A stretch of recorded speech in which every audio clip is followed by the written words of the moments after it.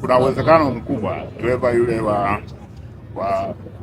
gari lililobeba cement alikuwa katika hali ya usingizi, na hivyo kumwezesha kuhama toka upande wake kuja upande mwingine. Gari hilo mara baada ya ajali kutokea, yeye alitoroka kutoka eneo la tukio, na hivi tunaendelea kumtafuta ili hatua sahihi za kisheria ziweze kuchukuliwa. Lakini gari ile tumeambiwa mmiliki wake anaitwa Jambo Company Limited, na hivyo tutawasiliana na mhusika kwa pamoja tushirikiane kumpata dereva.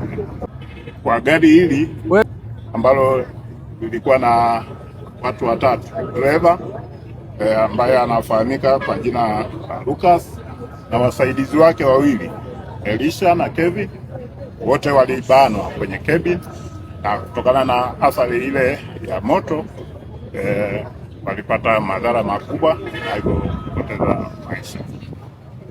Juhudi za jeshi la polisi kwa kushirikiana na wenzetu wa zimamoto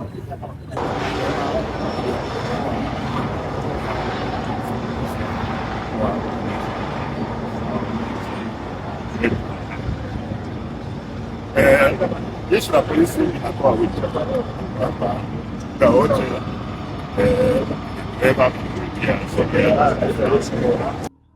kwa majina kwanza naitwa Godfrey Meshak, kazi yangu ni driver. Mimi nilikuwa nyuma ya ile fuso ambayo ilikuwa imebeba mchanga, tulikuwa tumeongozana. Yenyewe ilikuwa mbele yangu, mimi nilikuwa niko nyuma. Wakati tumefika pale mataa ya Emmaus, unapita Emmaus, ndo ajali ambapo ilipotokea. Wakati nipo kwenye gari nilisikia tu mkito mkubwa au kishindo mnaita. Kutazama mbele nikaona gari mbili zimeumana, ambayo iko mbele yangu na nyingine ambayo ilikuwa inatoka wapi? Inatoka mjini. Nilichokifanya mimi ibidi nipaki gari pembeni kwanza. Lakini light kama mimi ningekuwa speed nyingi, ningeenda kuingia kwenye ile gari. Kwa inaonekana pale mwenye lori aliyekuwa kabeba cement ndio mwenye makosa, aliyekuwa anatoka mjini Dar es Salaam. Inavyoonekana sio kwamba alikuwa ka overtake, hapana, alikuwa kasinzia. Kutoka upande wake yeye anaingia kwenye upande. Kwa hiyo alivyofika pale alianza kumpigia honi umbali mrefu sana kwamba nipishe na kuja. Lakini jamaa anavyoonekana usingizi ulikuwa umemkolea.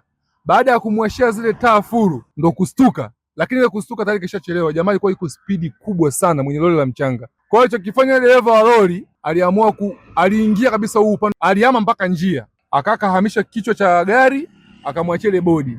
Yule mwenye gari ambaye kwa yuko spidi, mwenye gari la mchanga akaenda pale akajaa. Kwa jinsi nilivyoona, kwa sababu mimi ndo nilikuwa mtu wa kwanza pale, hakukuwa na mtu yoyote. Mwenye aliyekuwa anaendesha gari la cement, alichokifanya yule jamaa, kwa sababu alikuwa kishaona kabisa ajali imetokea. Baada ya ajali kutokea, jamaa alishuka akakimbia. Mimi wakati nahangaika kushuka kwenye gari niende nikashuhudia nini ambacho kimetokea, yule jamaa alikuwa tayari keshashuka. Nikazunguka upande wa pili kuja kuangalia huku, ndio nikaona wale ambao walikuwa wamesababishwa ajali sasa wamebanwa vibaya mno, yani kiasi kwamba hata kufungua mlango huwezi. Kaingiza kichwa kwenye ile gari ambayo ilikuwa imebeba simenti, alikuwa anatoa kitu kama begi hivi. Nikajua ni mwizi, nikamwambia kwamba achana na ile begi kwanza, tufanye nini tuwaokoe hawa. Kumbe alikuwa ni dereva lile lori. Baada ya kuona kaacha mzigo kwenye gari, ilibidi arudi tena kuja kuchukua mzigo wake ili atokomee mazima sasa.